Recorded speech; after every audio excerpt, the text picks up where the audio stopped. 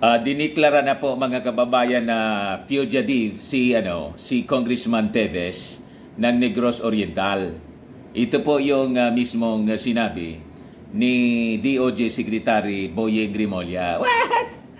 Patindihan niya, Mr. Maravillas. Sang-ayon ka niya sa sinabi ng Justice Secretary. Pag tiningnan po ninyo mga kababayan yung translation sa Tagalog ng fugitive, simple man lang po, takas sa batas or pugante. Yun ang ibig sabihin niyan mga kababayan sa Tagalog. But before nating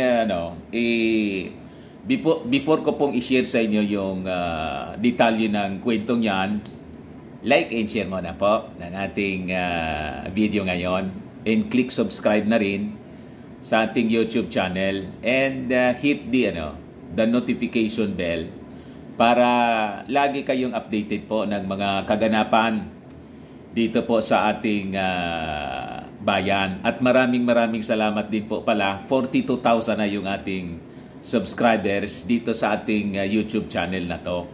Marami akong channel. Yung dati kong channel, di ba? Yung Dante Talks, medyo na-disgrasya. Yan ang pinakamarami sana, 150,000 na yon. Kaya lang, pinalitan na lang natin. So, click subscribe po at maraming salamat po sa inyo para malawak yung ating marating po. At wag na rin po ninyo mga kababayan na i-skip yung ating mga commercial para sa ekonomiya ng ating bayan. What? Di naman yung bayan niya yung economy ng bansang Pilipinas. So ito yung balita. Teves already fugitive, says Rimulya. Yan Isa na raw siyang pugante or takas sa batas. Despite the absence of a warrant mga kababayan, yung arrest warrant, sabi ni Justice Secretary Jesus Crispin Rimulya, ngayon pa lang po, na itong si Congressman Arnie Teves Jr. is already considered a fugitive for being suspected of committing a crime. So isa na siyang pugantian niya or takas. Sa bagay, kung i-analyze mo po, pinapauwi na siya. Yung no less than the president nagbigay ng guarantee sa kanya na ligtas ka niya na lalapag.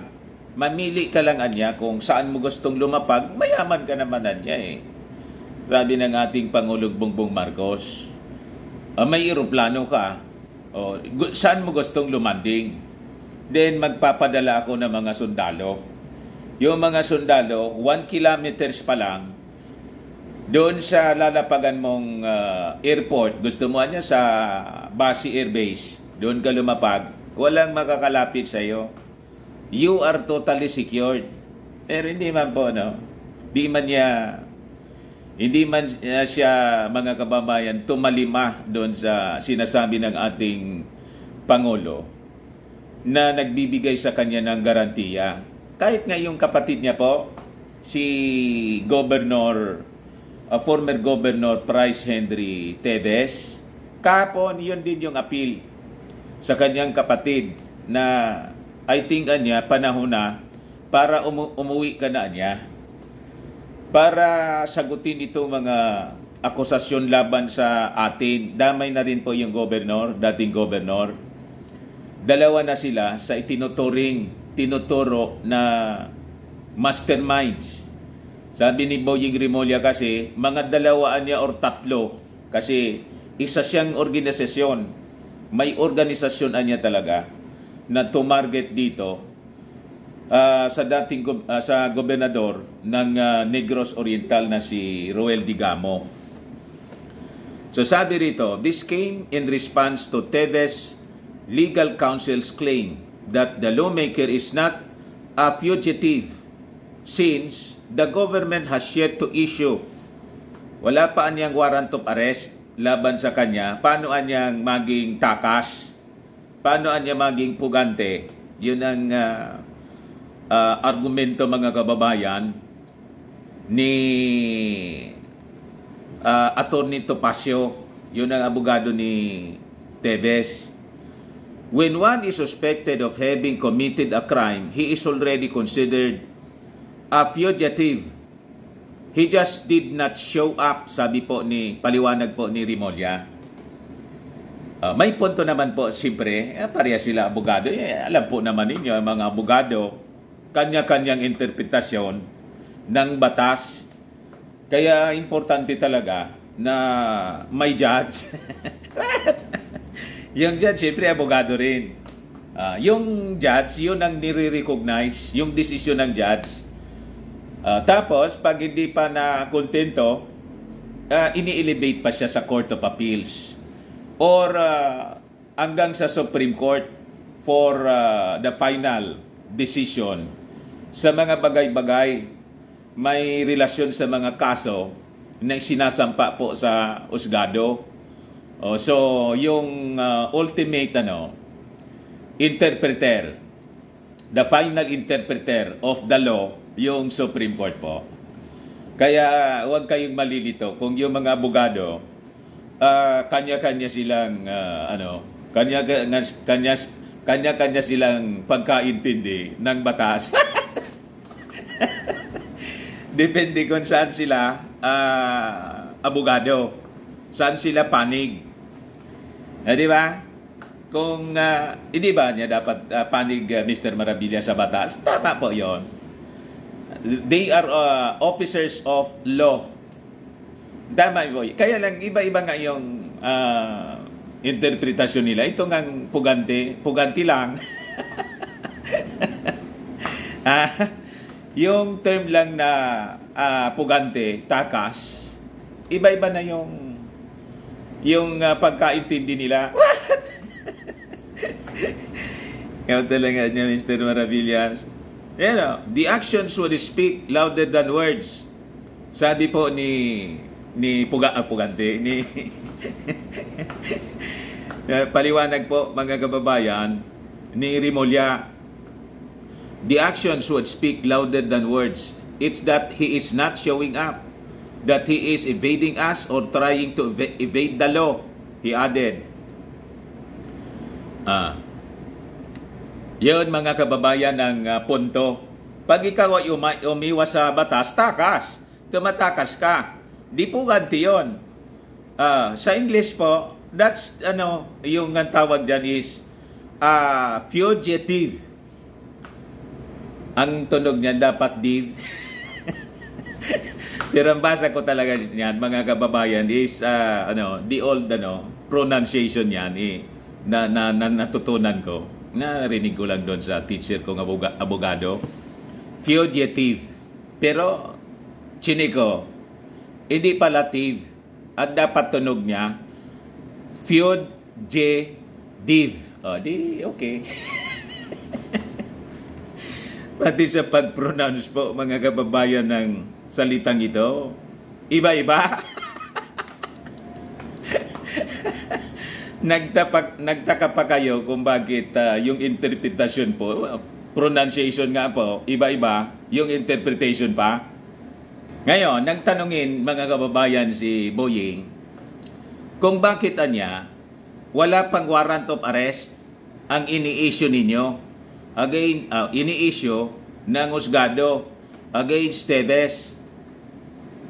Ngayon, sabi niya, it is because of the due process. Nasa case build-up pa, mga kababayan. Hindi man yan, yung ura-urada. Hindi madali. Kasi yung mga investigations dapat makumpleto muna para masigurong malakas yung mga ebidensya. Pero sabi po, yung latest na pronouncement nila, yung Justice Secretary saka pati yung kapulisan and DILG Secretary si Benor Abalos, malakas na niya yung asunto namin. I-file na ninyo. Di ba? Para makapag-issue na ng warrant of arrest. Ito kasi yung tinatanong sa inyo medyo yan parang lahat lang kwento Umaba yung drama. Pero itong case na to, kailan pa lang naman nangyari? March 4 o March 28 pa man lang po. So, kung ikukumpara natin sa ibang mga cases po, yung sa Sabongero nga, missing sa Sabongero, ngayon lang nagkakaroon ng progress. Panahon pa yun ni President Digong. Yung missing sa Bongeros, o ngayon lang, sa panahon mga kababayan ni President Bongbong Marcos, nagkaroon ng progress sa kaso ng mga missing sa Bongeros. Talagang mahirap yung case build up, yung paghanap ng mga ebidensya po, o na mabuti na lang sumuko kaagad yung mga suspects. Kaya maganda itong progress nitong kasong ito ni Digamo. At saka may nahuli agad-agad. 7 hours after the incident of massacre, may nahuli agad. Ilan yon? 4 yata yon, yung nauna, o 5. Diba? At may sumuko. Yung the rest, 11 na po ng mga suspects, mga kababayan, yung nasa kamay ngayon ng National Bureau of Investigation. So makikita ninyo kung gaano kabilis at seryoso sa kanilang trabaho at objective na marisolba yung kaso ng massacre sa Negros Oriental. So with that, bigyan natin ng tamang commendation, appreciation, salute to the authorities. Kasi mabilis na silang gumalaw ngayon. Mabilis na po. Sabi ni Boying, we want to pause the process, but we're talking about human rights in due process. That is how the law works. Ganyan talaga niya yung galaw ng batas. We have to respect due process of law, whether how slow it is. Paliwanag ni Boying. Unless in hot pursuit anya, we cannot arrest a person. We have to give him the light of day in court or in the preliminary investigation, sabi po ni Remulla. Ngayon, sabi rin dito mga kababayan sa balita, nililink ni Boying, Remulla, si Tevez sa isang criminal organization. Sabi rito, Justice Secretary, inquirer po ang binabasa ko na balita, baka agduda kayo ko ng source natin, yung reference natin ibigay ko sa inyo. So ito, Justice Secretary Jesus Crispin Remulla said Negros Oriental Congressman Arnie Tevez Jr. might have links to a criminal organization that could allegedly be behind the series of killings in the province, including the assassination of Digamo. I don't want to speak until the case has been filed, but there's a big possibility that Congressman Arnie Tevez is involved in all of this. Ibig sabihin, yung mga previous killings na nangyari.